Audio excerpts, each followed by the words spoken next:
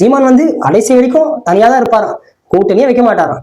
மக்கள் கொஞ்சம் யோசிச்சு பாருங்களேன். மக்களும் யோசிக்கணும், நாம் தமிழர் கட்சியும் இருக்கும் தம்பிகளும் யோசிக்கணும். கூட்டணியே வைக்க மாட்டாராம். அவருடைய கொள்கை என்னன்னு சொல்லி கட்சி ஆரம்பிச்சாரு.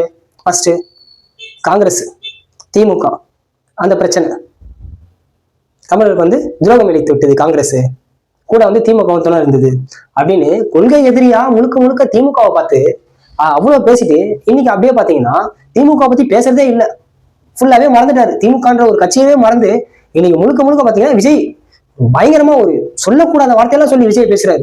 ஒண்ணு அந்த பக்கம் நில்லு, இல்லைன்னா இந்த பக்கம் நில்லு, இல்லைன்னா லாரியில அடிப்படுவேன், இந்த மாதிரி அபசகுணமான வார்த்தை.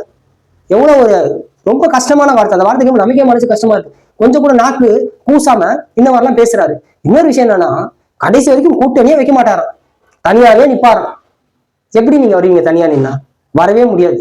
இப்படியே கடைசி வரைக்கும் இந்த வார்த்தையை சொல்லி சொல்லி அண்ணன் சீமான் அவர்களுக்கு வயசாகி கிழவனாவே ஆயிடுவார் அண்ணன். ஆனா கடைசி வரைக்கும் நீங்க தமிழ்நாட்டு மக்களுக்கும் ஒரு நல்ல தலைவனாகவும் இல்லை, நல்ல தலைவராகவும் உங்களை பார்க்கல. மக்கள் பார்த்துருந்தாங்கன்னா எப்பயும் உங்களை உட்கார வச்சுட்டு இருப்பாங்க. கடைசி வரைக்கும் இப்படியே குரல் கொடுங்க.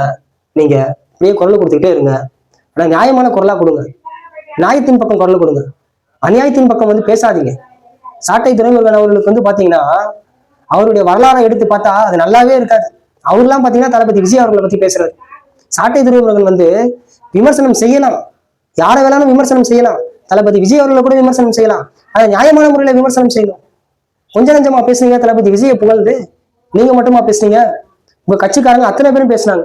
முக்கியமா சீமான் பேசினாரு, என் தம்பி அப்படி இப்படின்னு அவ்வளவு பேச்சு பேசிட்டு இன்னைக்கு உங்க கொள்கையெல்லாம் மறந்துட்டு நீங்க ஆப்போசிட்டா பேசுறீங்களே. மக்கள் உங்களை பார்த்து சிரிக்கிறாங்க.